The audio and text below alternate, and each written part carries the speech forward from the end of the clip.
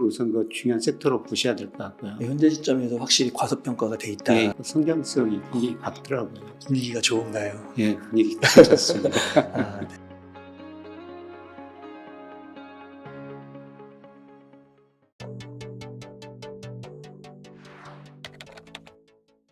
금리가 예. 좀 쉽게 떨어지지 않고 고금리 시대가 오래 갈 것이라는 얘기가 나오면서 예, 소위 뭐 뉴 레짐이다, 뉴 예. 노멀의 시대가 왔다라고 말하기도 하는데요. 예, 그 고금리 시대를 맞이하는 분들 가운데 처음이신 분들이 되게 많을 것 같아요. 예.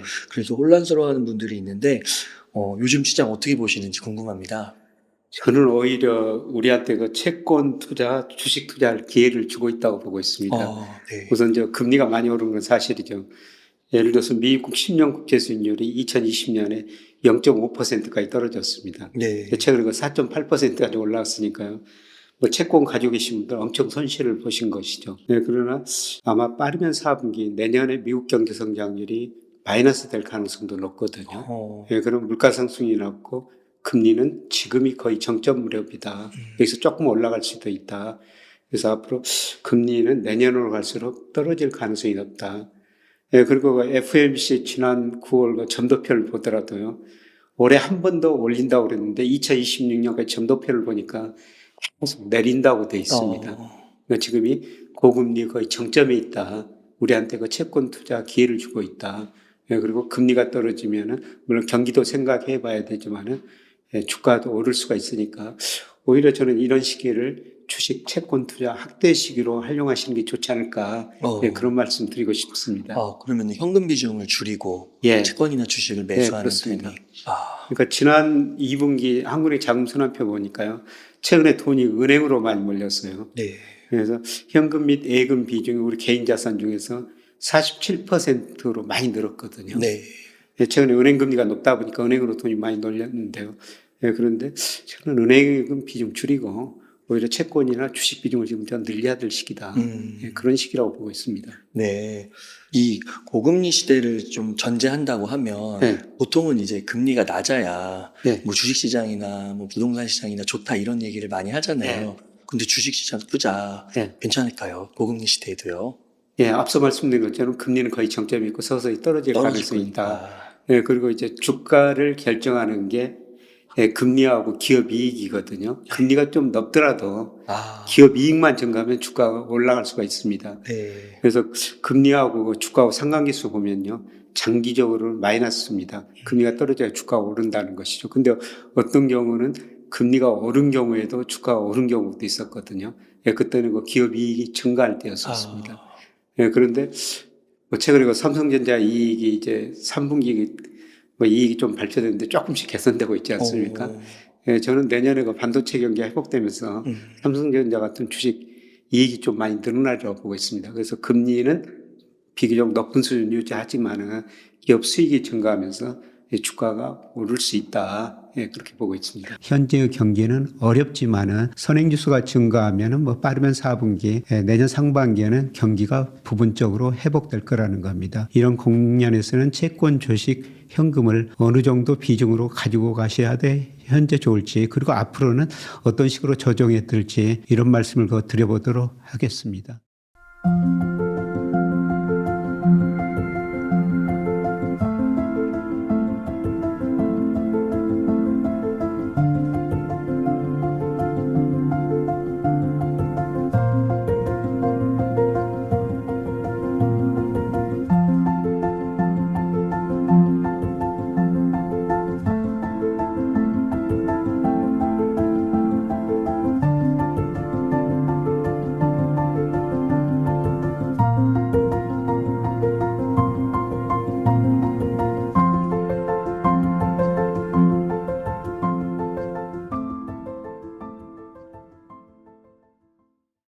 그래서 금리도 중요하지만 어떻게 보면 기업의 수익이 그렇습니다. 더 중요하다고 볼 수 있겠네요. 그래서 그것이 이제 회복되는 그런 기점에 속해 있기 때문에. 예, 그렇습니다. 네. 그런데 이제 한국 코스피가요. 2,500을 깨고 2,400대까지 좀 주저앉았습니다. 그러면 이제 한국 주식 투자도 괜찮다고 보시나요? 예, 저는 우리 주식 투자해야 된다고 보고 있습니다. 제가 미국이나 우리나라, 일본 주가 평가해 보면요. 네. 우리 주가가 지금 가장 저평가된 상태입니다. 어. 그래서 주가를 거시적 측면에서 결정하는 게 명목 GDP고요. 그냥 M2 총 유동성. 음. 예, 그 다음에 우리 주가는 특히 일평균 수출 금액하고 네. 상관계수가 굉장히 높거든요. 이런 거시경제 변수가 평가해 보면 우리 코스피가 지금 10%에서 20% 정도 가수평가되어 있습니다. 20%까지요. 미국은 가대평가되어 있고요. 아, 일본도 그래요? 명목 GDP에 비해서 일본과 주가가 최근에 많이 올랐습니다. 가대평가됐거든요. 그런데 우리나라 주가는 저평가 영역에 들어 있습니다. 그래서 오히려 그 저평가된 저는 우리 주식을 더 사셔야 될 것이 아닌가 그렇게 보고 있습니다. 네. 그러면은 이 고금리 시대에 그리고 금리가 앞으로 떨어질 걸 예상했을 때 앞서서 주식과 채권 투자하기 좋은 시기라고 말씀을 해주셨는데 뭐 부동산이나 뭐 이런 암호화폐나 이런 쪽까지는 아직 볼 필요는 없다, 후순이다, 뭐 이렇게 볼 수 있을까요? 예, 주식하고 채권은 지금 가수평가됐다 이런 음. 말씀을 드렸고요. 저는 채권 투자 적기다 예, 그렇게 말씀드렸고요. 예, 부동산 가격이 많이 떨어져 좀 반등하고 있습니다만 아직도 그 소득에 비해서는 가격 평균에 비해서 집값이 너무 높고요. 네. 예, 그 다음에 코인을 한번 조금씩 투자해 볼 시기는 아닌가 그렇게 생각됩니다. 네. 왜냐하면 최근에 달러 가치가 많이 올랐는데요. 네. 달러 지수라고 그러죠.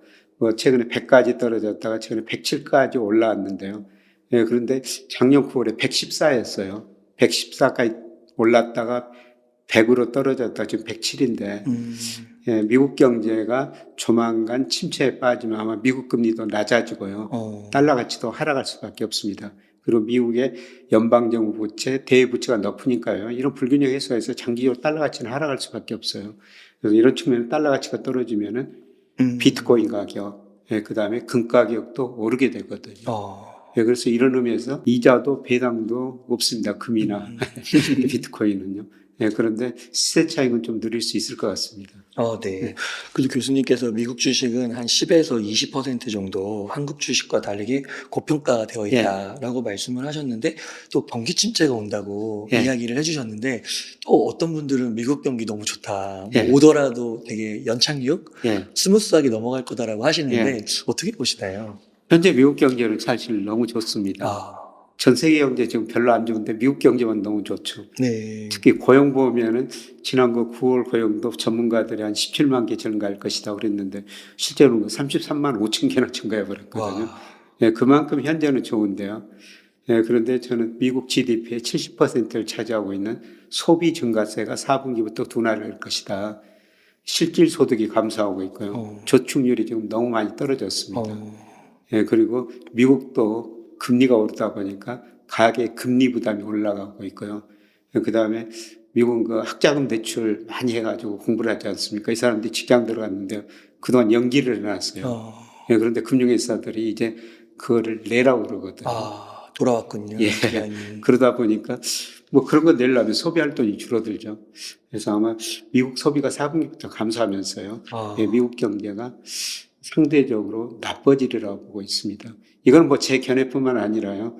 저기 블룸버그 컨센서스라고 있거든요. 블룸버그가 전문가들한테 조사해가지고 중앙값을 제시하는데요.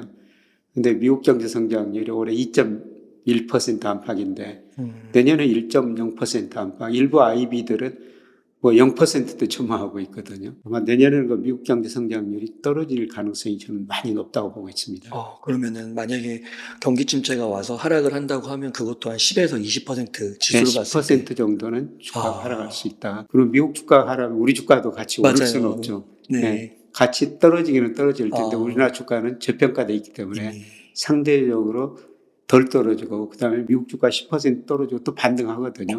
그 반등 시기에 저는 우리 주가가 더 탄력적으로 오르리라고 보고 있습니다. 네. 그래서 교수님께서 최근 이제 조금 가까운 미래로 왔을 때 23년 4분기에서 24년 1분기 주식시장을 전망을 해주셨을 때 10월에서 한 12월까지는 주가가 상승할 수 있을 것 같다라고 말씀을 해주셨는데요. 이 근거가 혹시 있을까요? 우선 우리 주가가 앞서 말씀드린 저평가됐다. 그리고 아마 4분기에는 우리 코스피하고 상관계수가 제일 높은 게 일평균 수출이고 전체 수출이거든요. 수출이 증가할 수가 있다는 거죠. 네. 그래서 4분기에는 수출이 한 5% 이상 증가하면서 무역 수출 흑자도 95달러 정도, 뭐 이 정도 흑자 나라고 보고 있어요.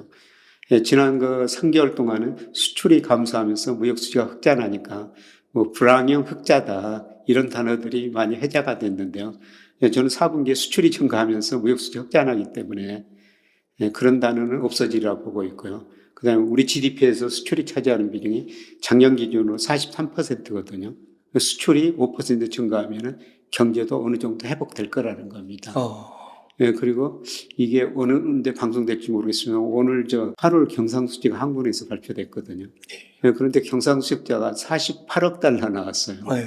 예, 생각보다 좀 많이 나온 거거든요. 아, 그렇군요. 예. 그래서 아마 9월에는 뭐 무역 수지도 지금 흑자나고 있고, 예, 그다음에 투자 수지 흑자나고 있기 때문에 아마 60억 달러 정도 흑자날 것 같아요. 네. 이런 데이터들이 이제 11월, 12월 가서 발표되거든요. 그래서 아마 이런 수출 쪽에서 긍정적인 데이터들이 나오면서 주가 상승에 동인이 되지 않을까 그렇게 생각하고 있습니다. 그 교수님 반대쪽 의견을 한번 예. 말씀드려보면은 2024년은 약간 그 스태그플레이션으로 금리는 높고 이제 경제 성장률은 안 나오고, 그리고 GDP IMF 같은 경우는 우리나라 경제가 좀 안 좋을 거라고 계속 경고를 한다고 하는데 그런 부분은 좀 어떻게 생각하세요? 근데 IMF가 우리 경제 성장 올해 1.4%로 봤는데요. 네. 내년에 2.2%입니다. 아, 그러니까 원래 7월 전망보다는 7월에는 2.4% 전망했는데요. 네. 이번에 2.2% 전망으로 0.2%포인트 낮췄어요. 낮춘 건데 네, 그래도 그래서 그런데 올해 1.4, 내년에 2.2니까 IMF가 올해보다는 내년 우리 경제가 더 좋을 거라는 거죠. 예, 그리고 물가 상승률은 올해 한 3% 후반인데요. 네. 예, 내년에는 3% 안팎이나 2% 후반까지 떨어질 수 있다고 대부분 보고 있거든요. 네. 이런 의미에서 예, 우리 경제는 스태그플레이션은 아니다. 아, 아니다. 예, 이렇게 지금 볼 수가 있을 것 같고요. 근데 어떻든 단기 그 순환으로 보면은 내년에는 어느 정도 경기가 회복된다는 겁니다. 예, 그리고 제가 주식시장을 볼 때 선행지수 순환 변동치라는 걸 가장 중요하게 보는데요. 네. 이게 2021년 6월에 정점을 쳤어요. 그리고 우리 코스피 그때 3,300 갔을 때 선행지수 떨어지고 우리 코스피도 같이 떨어졌었거든요. 예, 그런데 그 선행지수가 4월 저점을 치고 올라오고 있고요. 그 다음에 OECD에서 한국 선행지수 발표하는데 그거는 2월에 저점을 쳤어요. 네. 2월에 저점 치고 지금 9월까지 계속 올라오고 있거든요. 선행지수가 올라간다는 것은 내년 경제는 좀 회복된다. 이런 의미를 담고 있습니다. 그러면 교수님께서 앞서서 이제 한국 주식은 저평가라고 했는데, 뭐 적정 주가 같은 거를 한번 대강 얘기해 본다면 10% 15% 지수적으로 오를 수 있다 이렇게 보시는 걸까요? 예. 그래서 이제 어떤 변수로 추정하느냐에 따라 다른데요. 네. 예, 사실 명목 GDP로 추정해 보면 올해 명목 GDP 3% 성장한다고 뭐 그렇게 높은 수치는 아니거든요. 네. 실질 1.4, 그다음에 물가 한 1.6%. 그러면 적정 주가 수준이 3천이 나옵니다. 지금 제가 당장 3천 간다는 거 아니에요. 그만큼 우리 주식시장이 코스피가 저평가되어 있다는 겁니다. 월별로 봐도 일평균 수출, 그다음에 M2 강의 통화에 비해서도 한 10% 정도 가소평가되어 있습니다. 그래서 최소한 저는 앞으로 11월, 12월 달에 우리 코스피가 지금 수준보다 최소한 10% 이상은 오른다. 네. 이렇게 좀 보고 있습니다. 그러면 교수님 그 한국 경제하면 네. 이제 중심 섹터들이 있잖아요. 네. 뭐 반도체라든지 화학이라든지 네. 뭐 조선이라든지 2차 전지도 있고요. 네. 뭐 그런 대표적인 섹터를 저희가 좀 눈여겨보고 네. 거기서 조금 투자를 하면 괜찮을까요? 네, 저는 지금은 반도체 섹터를 제일 관심 있게 쳐다봐야 반도체. 된다고 생각해요. 네. 사실 우리 그동안 수출이 감소했던 거는 반도체거든요. 네. 반도체 수출이 2018년에 우리 수출에 차지하면 한 18%까지 갔어요. 네. 그런데 올해 들어서 한 14%로 줄어들었거든요. 반도체 수출이 이렇게 안 된 거는 우리 반도체 수출 중 40%가 중국으로 15%가 홍콩으로 와요. 네. 55%가 중국, 홍콩으로 가는데요. 중국, 홍콩 경제가 나쁘다 보니까 그쪽으로 수출이 안 됐죠. 그런데 최근 9월 수출 통계 보니까 그동안 부진했던 중국으로 반도체 수출이 서서히 개선되는 모습이 나타나고 있습니다. 그래서 반도체를 우선 그 중요한 섹터로 보셔야 될 것 같고요. 그리고 조선업 경기도 상당히 괜찮아질 것 같습니다. 이거는 제가 뭐 울산 가가지고 그 조선업 관련자들하고 뭐 이야기하면서 뭐 얻은 지식인데요. 앞으로 3, 5년 동안 거의 수주를 다 받아냈대요. 예, 과거에는 저가 경쟁을 했는데 상당히 그 비싸게 받았다. 예, 그리고 배도 자율주행으로 가야 되는데 우리나라가 그걸 잘 만든다는 거죠. 자율주행배요. 예. 그렇구나. 근데 우리가 저 육상에서 자율자동차 이야기하지 않습니까? 네. 자율자동차보다 자율배가 훨씬 더 만들기 쉽다는 거죠. 그래. 왜냐하면 없으니까. 예, 바다에는 그렇게 교통이 복잡하지 않습니까? 그러네요. 그럴 것 같네요, 예, 진짜. 앞으로 전 세계가 자동배로 갈 텐데, 네. 예, 그리고 지금 배도 그동안 그 매연이 아주 심했지 않습니까? 그 협회가 있는데 다 그거를 자율적으로 관리하면서 그 매연이 나는 배를 매연이 없는 배로 바꾸자 이런 식으로 지금 추세가 바뀌더라고요. 예, 제가 얼마 전에도 한국 해양 디지털 세계적인 세미나 가서 저도 발표 한번 한 적이 있었는데요. 네. 예, 거기서 여러 덴마크, 스웨덴 뭐 이런 거 전문가들이 와서 발표한 거 보니까 네. 뭐 그쪽으로 디지털화가 되면서 예, 그쪽은 우리나라가 앞서가고 있다는 겁니다. 그래서 이런 의미에서 보면은 조선업종도 우리가 관심을 가져야 되지 않을까 그렇게 보고 있습니다. 그러면 교수님 한 2025년 내지 2030년까지 다음 한 10년을 이렇게 봤을 때 요즘에 뭐 고금리 시대 얘기도 있고 미중 패권 전쟁에서 판이 바뀐다는 얘기도 있고 네. 막 역학이 바뀌고 있는데 그 가운데서 한국 경제의 미래는 그래도 저희가 어느 정도 낙관은 할 수 있다고 보시나요? 장기적으로 그러니까 지금 사이클 측면에서 말씀드린 거예요. 우리가 구조적인 문제는 우리가 구조적으로 저성장 국면에 들어선 거죠. 그런가요? 자, 우리나라 잠재 성장률 추정해 보니까 네. 지금 2% 안팎 나오거든요. 네. 우리가 중기적으로 잘해야 2% 성장한다는 거죠. 뭐 경제가 성장하면 노동이 증가해야 되고 투자가 증가해야 되고 생산성이 개선돼야 되는데 우리 계속 노동 감소하고 있고 대기업들 이미 투자 많이 해놨기 때문에 투자 많이 안 합니다. 생산성이 하루아침에 증가하는 거 아닙니다. 그래서 우리 잠재 성장은 지금 2%로 떨어졌다. 예, 그렇다고 일본식 디플레는 아닙니다. 그 명목은 한 3.7% 정도 나와요. 네. 그러면 우리 코스피는 매년 과거 보면은 명목 GDP 성장률보다 우리 코스피가 1 내지 2%포인트 더 높았거든요, 상승률이. 그러니까 한 매년 5% 정도는 성장할 수가 있다는 겁니다. 코스피가. 네. 네, 그런데 최근에 제가 좋게 이야기하는 건 코스피가 명목 GDP에서 지나치게 가소평가에 있으니까 제자리를 가는 과정에서 오르고 그렇죠. 거기다 또 매년 5% 정도는 오를 수 있다는 겁니다. 그러니까 현재 시점에서 확실히 과소평가가 돼 있다. 예. 예. 교수님 그럼 반도체 섹터와 조선업을 좀 얘기해 주셨는데 네. 혹시 또 추가하실 게 있으실까요? 그 다음에 뭐 2차 전지, 2차 전지. 뭐 우리 웅달님도 많이 방송 2차 전지 네. 하셨겠습니다. 사실 그동안 너무 과대평가됐죠. 맞아요. 네, 그게 제자리를 찾는 과정에서 지금 많이 조정보였는데 제가 보기에는 거의 제자리 돌아온 것 같아요. 네, 대부분의 종목들이. 네. 네, 저는 뭐 포스코 퓨처인 같은 거 이런 주식 보면서 54% 빠졌더라고요. 어제까지 보니까. 네, 그런데 제가 포스코 강의 뭐 다음 주에 월요일도 가고 그러지만은 네, 갈 때마다 네, 그분들하고 포스코에 대해서 이야기 좀 해보고 또 궁금한 거 듣고 그러는데 네, 계속 그 성장성이 굉장히 밝더라고요. 분위기가 좋은가요? 예, 분위기 괜찮습니다. 네.